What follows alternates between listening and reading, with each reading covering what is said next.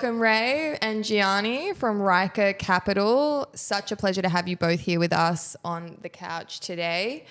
For all of our listeners out there, please tell us a little bit about you guys and what you do. Guys, thank you firstly for having us, Kelly and Courtney. Well, my name is Ray, Director and Principal of Ryker Capital. I've got about 17 years experience in financial planning. Started out my career in CBA when I was 21. Been dangled the key with the branch and go run the branch. That's how I started financial planning. It was quite interesting, my first part of the journey there. Trying to run a branch when you're 21-year-old, it's nuts. You've got people who have so much experience than you. All of a sudden they're looking at you going, how are you going to tell me how to run a branch? Anyway, did that for a bit, worked in power planning. I think I was with Gianni at the time in CBA. So if you think about a power planner is a bit like a paralegal that writes or drafts up all the strategies around financial planning. Yeah. And from there on, became a financial planner and then started Ryker. And Gianni, what's your experience? Yes, so I'm the Advice, Practice and Growth Manager at Ryker Capital. My experience is much like Ray. I started off in branch land as customer service. I moved into paraplanning, and then funnily enough, I was actually writing plans for Ray when he was a financial planner. And I started in banking right before the GFC in 2008. It was a very fun time to start. Interesting time. Yeah. So, but it gave me good experience and, life experiences that I take into a lot of the role here. But if anything, writing financial plans really prepared me for the breadth of advice that financial planners provide. As paraplanners, we wrote a lot of advice, and that really set me up for the various numbers of financial planning strategies that there are. I spent about 5 years there. And then I moved into a lot more operations roles. So telling advisors what to do, long story short, For all of our viewers out there, why is financial planning so important? I think the biggest reason why financial planning is so important is because it comes back to that aspect of unconscious incompetence. You don't know what you don't know. And the average financial literacy of the everyday Australian is actually, it's not great. And one of the biggest things in our education system as well is we don't teach financial literacy. So you have to go see somebody to actually educate you, if anything, around how to manage your money. Even though you've probably been on this planet probably 20, 25 years before you see a financial planner, you then need to go to see somebody to actually school you and teach you how to manage your own money. Why do you think that is?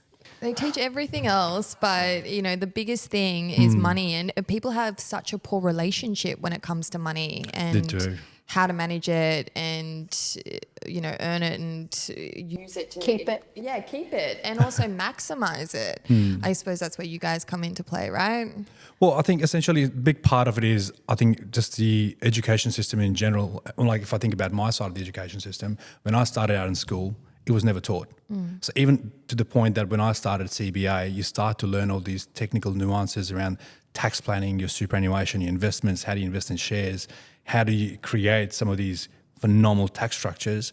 And I've learned that over the years, but it really should have been taught at school. Is to go, well, okay, this is how money works, this is how super works. I know now they've sort of started to do a bit of that, but I still feel it's nowhere near enough. Yeah. So at what point should I come to you for financial advice or to create a financial plan? Look, I suppose it's very different for each individual. I've always said to my clients that when you start out your working life, what you don't want to do is waste just your tax dollars. You don't want to go to the 20, 30 years of your working life and you've gone, I've just handed $30,000 every year to Anthony Albanese. Yeah. There's no way I'm doing that, right? So essentially, I think what you want to do is you want to start out as early as possible. So if you're starting your working career, start looking at tax strategies, superannuation, investments. How do I put away that money and build wealth for myself? And what are the core structures or frameworks of a good financial plan? Look, I think the core structure is, I would say, is always discipline. You got to have discipline. You got to have your goals and objectives mapped out as to what do you want to achieve. And those are some of the key basic cores, I'd say. Have the discipline, have your goals and objectives mapped out, and then you put up a bit of a roadmap on how you're going to achieve it. So we can't have avocado and mash every week. You can, just not at the cafe. I think that's an important point as well, especially that one of the first interactions that you have with a financial planner, they say, well, tell me about your goals. And a lot of people's goals are very arbitrary, like, I want to be rich, I want to be a millionaire. But we know, especially if you live here in Sydney, a millionaire isn't much nowadays. Yeah. You really need to understand your goals and articulate your goals well. And the advisors, when they are chatting with the client as well, they use the SMART framework: specific, measurable, achievable, relevant, time constraint. So they have to structure their goals. And the biggest part of a financial planner's initial interaction is saying, well, okay, well, what does a millionaire look like to you? Or what does rich look like to you? Because everybody sort of thinks, I want to be rich, or I want to retire tomorrow. But what does retirement look like? What does rich look like? What does your life look like? And it's not until you like fully articulate those goals do you truly understand what you're aiming for. Do you help people that don't know what their goals are? So, you know, they've never been asked that question, or they just want guidance on what their SMART goals should look like. Do you then provide advice around that? Yeah, I think a lot of the work that the advisors do is, in some occasions, they're almost like travel agents, like booking a holiday. What do you want to do? Where do you want to go? How are you going to get there? Sort of thing. Yeah. So like we had this conversation the other day. We were using that analogy, even for retirement, you know.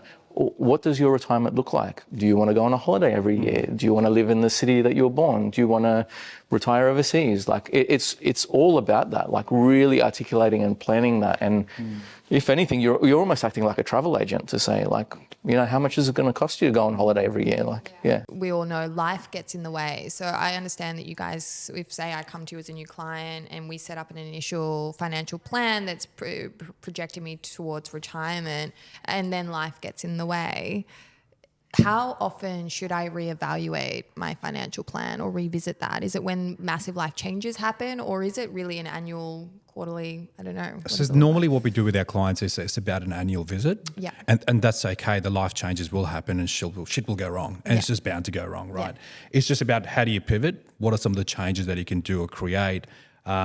Specifically, if you think about the changes now, there's rules around tax planning side. Tax rules have changed.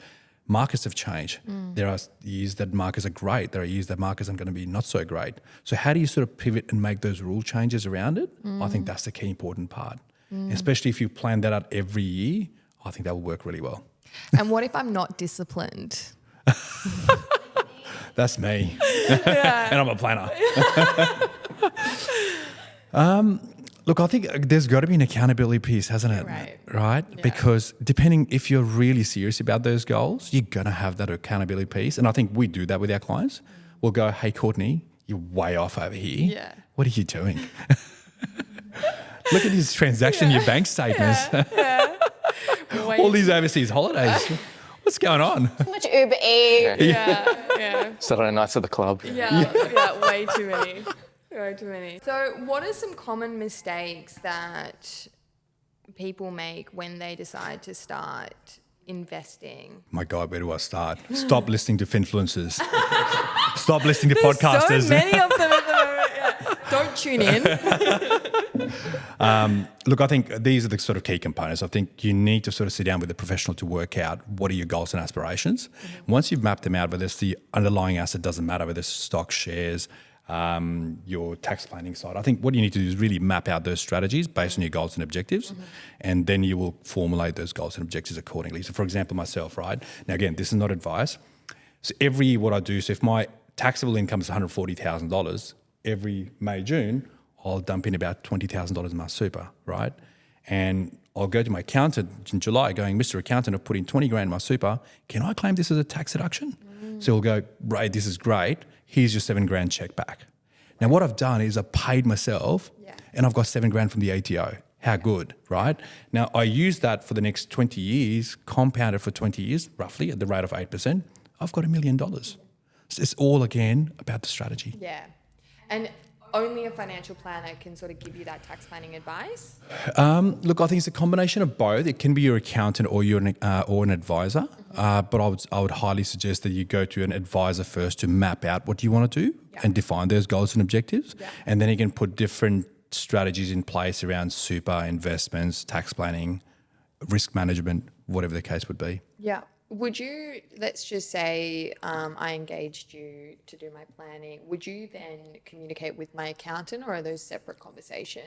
No, it's a conversation that we'll have jointly with the accountant. Usually what we'll do is we'll keep accountant in the know to go, well, this is the strategy we're about to implement. Is there anything that we haven't thought about, Mr. Accountant? Yeah. And he would go, well, Ray, this is great, or perhaps maybe think about this, this and this, which Courtney might have told you. Yeah. And then we'll sort of take that into consideration and design the strategies based on that. And what are the most important factors I should consider when planning for my retirement, which I hope to be next week? Early retirement. My income says I'm retiring for 2 days. I will survive 2 days. So guys, I'd say always start early. I think it's a big part, right? If you don't start early, you literally, like I said before, you wasted your tax dollars over the years. You got to make sure your superannuation and your underlying investment managers where your money sits, they are the performing assets. They're not underperforming, because underperforming at the rate of 2% can cost you a significant amount of money over the years. So those kind of assets are very important to have a look and review of your super fund.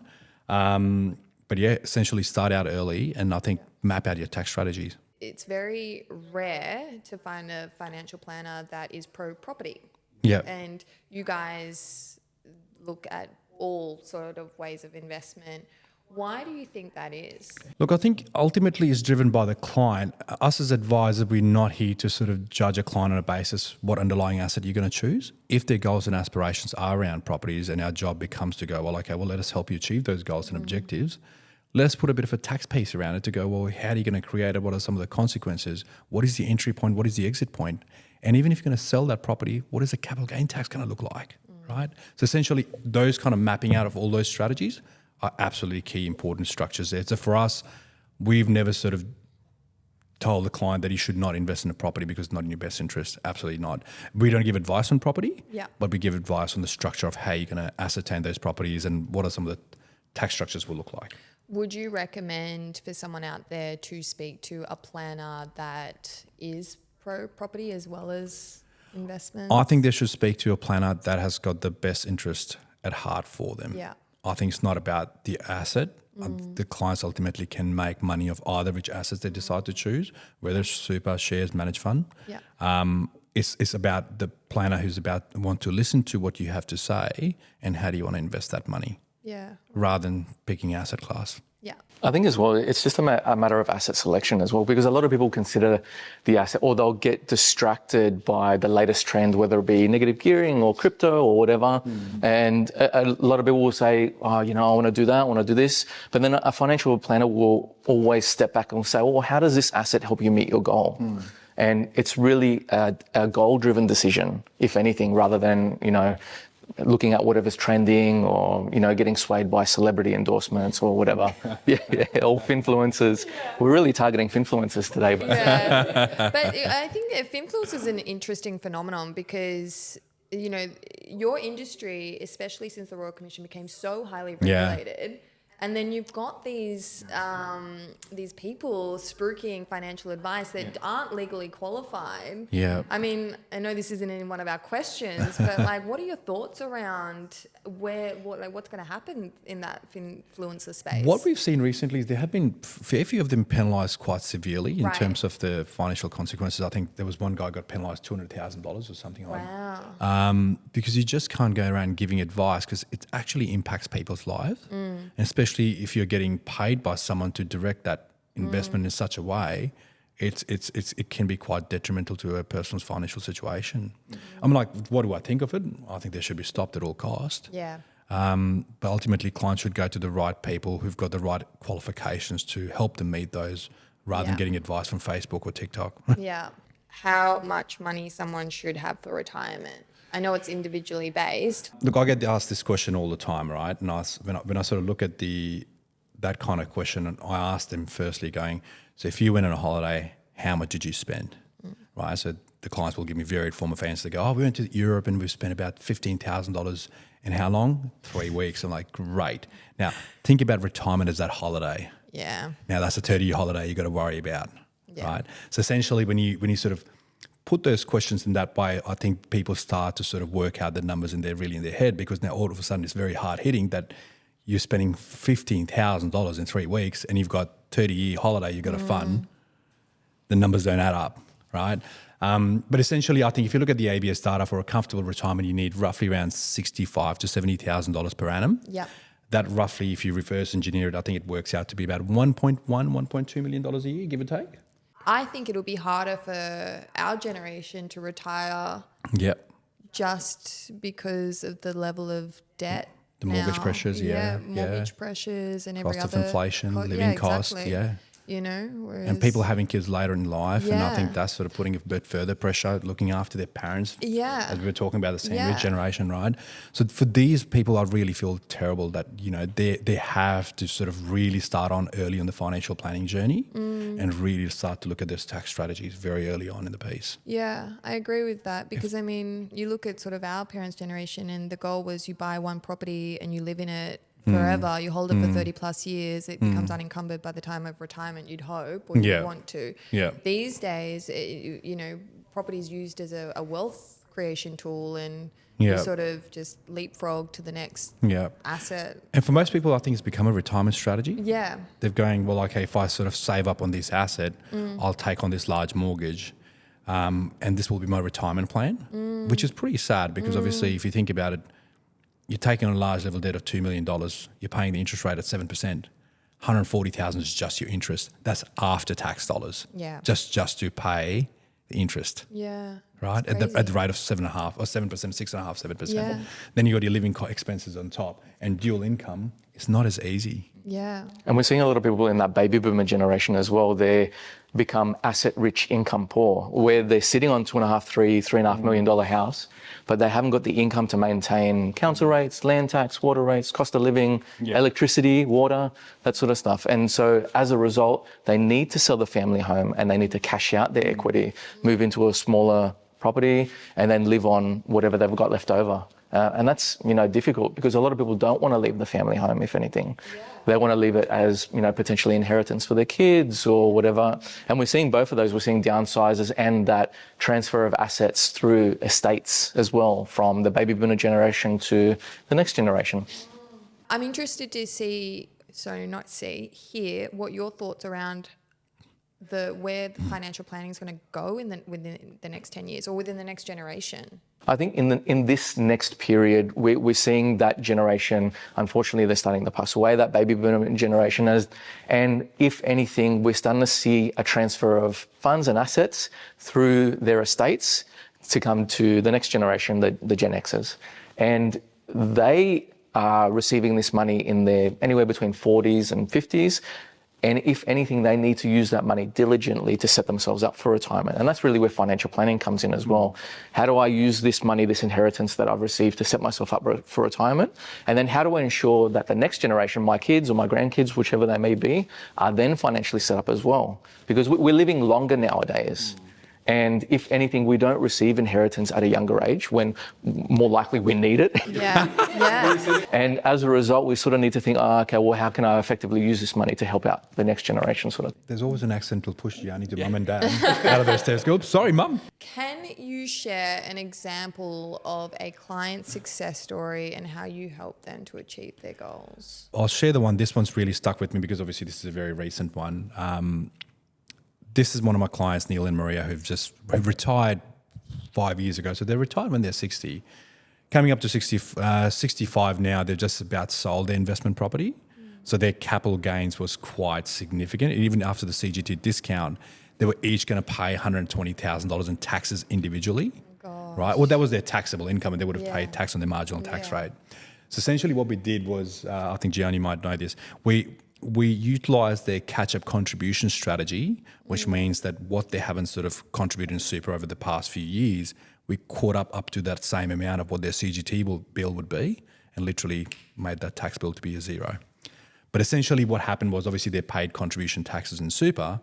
However, the CGT they would have had to pay otherwise, which would have been about roughly $45,000 each. That turned out to be zero.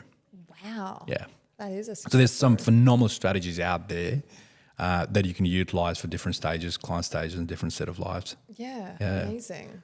Is financial planning expensive? I think the cost of inaction is expensive. Yeah.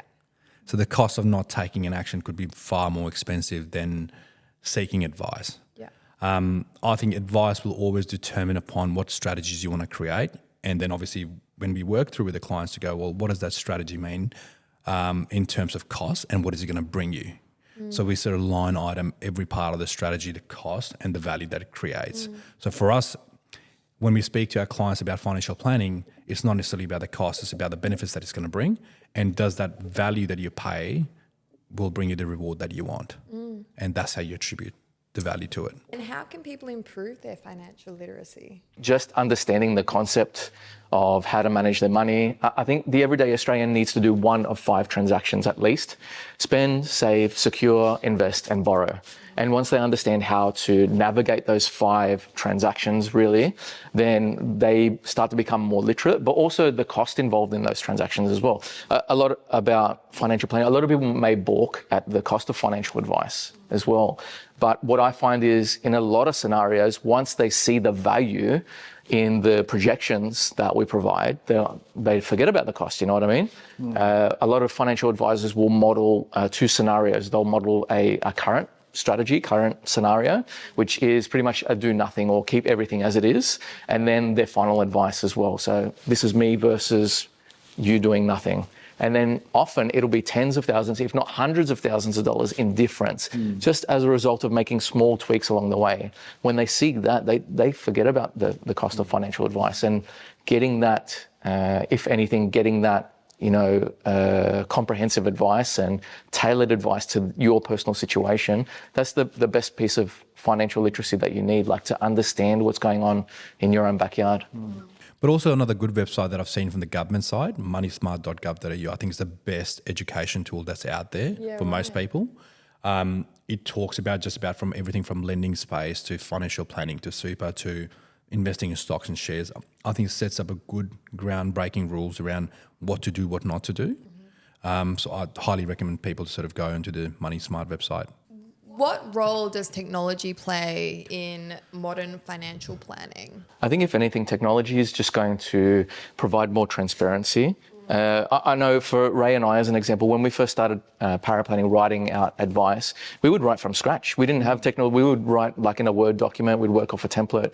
But then slowly, software was introduced and we started doing projections, and it just increases the level of transparency. It decreases the turnaround time as well. So we can provide advice quicker and better, and we can increase the quality of our advice. So more transparency, more data, more insights, and ultimately more value for the customer.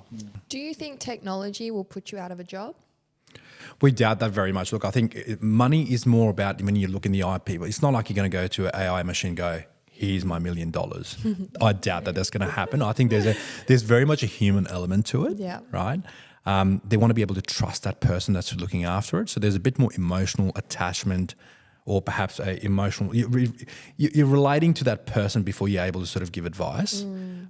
Yes, AI is going to take a significant improvement. They're going to do a significant improvement in our job, but I don't think our job is just gone as yet. How do you incorporate ethical considerations into financial planning?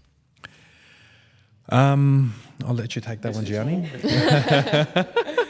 Look, it's all around best interests. Ultimately, as financial planners, your role is to put your client's interest ahead of everybody's, yours, product providers, everybody. So ultimately, that is the only ethical consideration, if anything, is that are you placing the client in the best situation possible with your advice? And ultimately, you want to drive towards their particular goals and make sure that, if anything, your advice is improving their living situation, it's helping them progress towards their goals, helping out them, their family.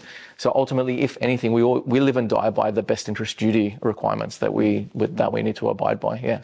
If you could give one piece of financial advice to everyone, what would it be? My advice would be start early. Don't leave it too late. You don't want to be, like I said before, you don't want to be wasting your tax dollars over the course of your working life. Yeah. I have to agree. I remember walking into a branch after just learning about bonds and debentures in school at the age of 16, and after getting laughed out of the branch, I saw a financial planner. So, and that's part of what made me get into financial planning, if anything, is just to I learned quickly after working weekends that I didn't want to waiter for the rest of my life. I moved on from hospitality, but that being said, like, we don't want to work. We want to spend more time with our loved ones. We want to spend more time doing the things that make us happy. And if anything, you've worked hard for your money, so let your money work hard for you, and get in to see a financial planner earlier rather than later. Yeah, no, I completely agree with you, And again, people look at financial planning as like a luxury item, and it really should be a non-negotiable to people's lives. Because people just don't understand how key critical strategies are. And these strategies can literally take you for the next 10, 15 years and make hundreds and thousands of dollars of difference. Yeah. And literally. we pay such high tax here in Australia. Yeah. Granted, we have such a great lifestyle here and it goes towards the right things, but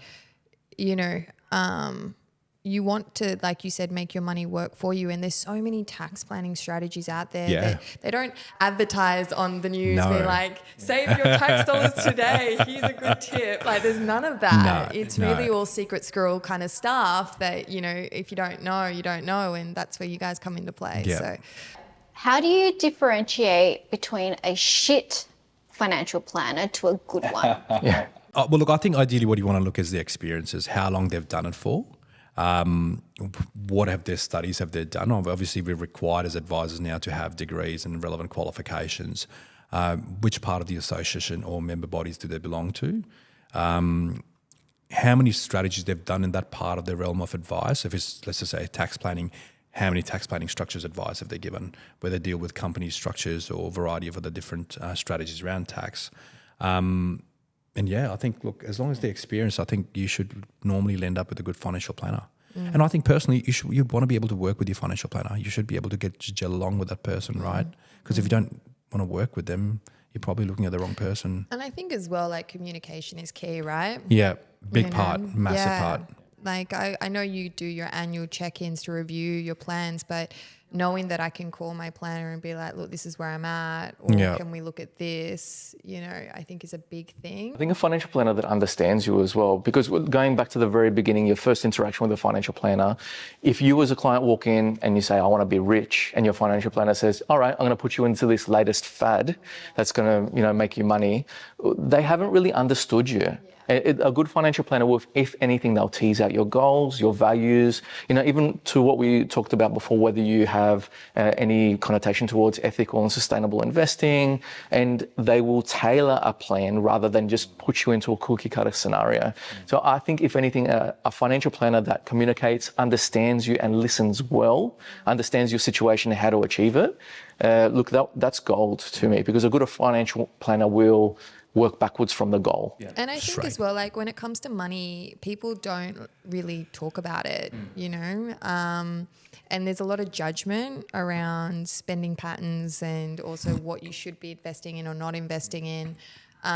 So I think having someone in your corner that's just there to help you and nurture you, and not there to be judge you on that, slapping you on the wrist of like, why did you get that extra coffee today, Claude? You know what I mean? Like, whilst I understand there's an accountability piece, it's feeling safe to have those really tough conversations that most people don't want to have. Like, it took me a lot to be able to go to my planner and lay out my entire history and where I'm at and what I want to achieve, and just feeling comfortable enough to do that is a big thing. But I think this is where, if a good advisor can create that safe sort of environment to go, you know what, I'm vulnerable with my client. I go, I've had blowouts, right? Yeah.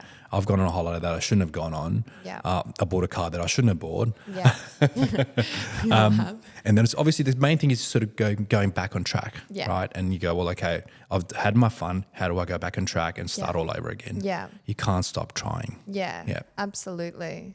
Well, thank you so much, Ray and Thank you, Gianni guys. from Ryker Capital. We appreciate this conversation more than we can articulate into words.